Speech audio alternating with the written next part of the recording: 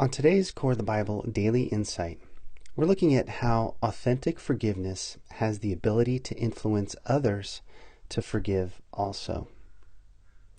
In Luke 23, Yeshua said, "Father, forgive them, for they don't know what they're doing." One of the main reasons that Yeshua's teachings have been so influential in the centuries and millennia is not just because of the wisdom and the logic and the truth of what he taught, but because he actually demonstrated how to apply what he implored others to do. As was the case in the instance of his crucifixion at the hands of his oppressors, he didn't just preach forgiveness of enemies, he actually lived it out, praying for God to forgive those who had no intent toward him except extreme harm. A message can have impact because it makes sense, or because it's an accepted tradition, or it may be a requirement of an institution or governing authority.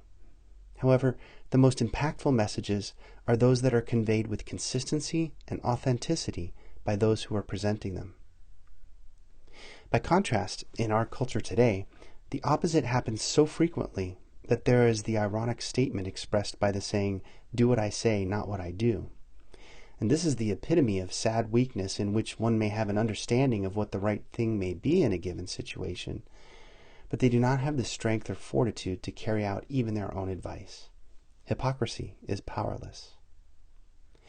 But wisdom with consistent action makes a difference, especially with hard teachings like those about forgiveness. Anyone can say people should be forgiving of those who are intent on harm, but to do so in the most extreme of circumstances demonstrates authenticity that has power to change lives. This is corroborated in the lives of his disciples, and most visibly in the noble act of Stephen, when he faced the same type of hostility of those who would see him dead for his speaking of the truth. Being called before the court to defend his beliefs, Stephen provides a protracted description of God's favor with Israel, and then accuses the religious leaders of his day of forsaking everything they should have been practicing. In boldly speaking this truth, the situation then proceeded towards its inevitable conclusion.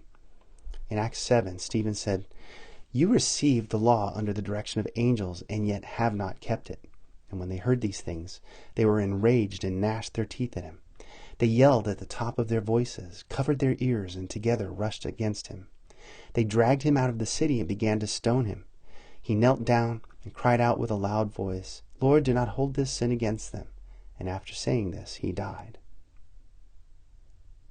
Based on these demonstrations of genuine forgiveness of enemies by both Yeshua and Stephen, can we somehow find it within ourselves to forgive others with the same level of authenticity, even though we may not be faced with the extreme condition of impending death? If this is the ultimate level of authenticity demanded of every disciple of Yeshua, then forgiving those who have wronged us in some minor detail seems much less daunting. In so doing, we have an opportunity to provide an authentic response that can influence others to do the same. Well, I hope today's insight was helpful for you. As always, please visit coreofthebible.org for hundreds of other articles, other podcast episodes, and videos. Thanks so much for listening today. Take care.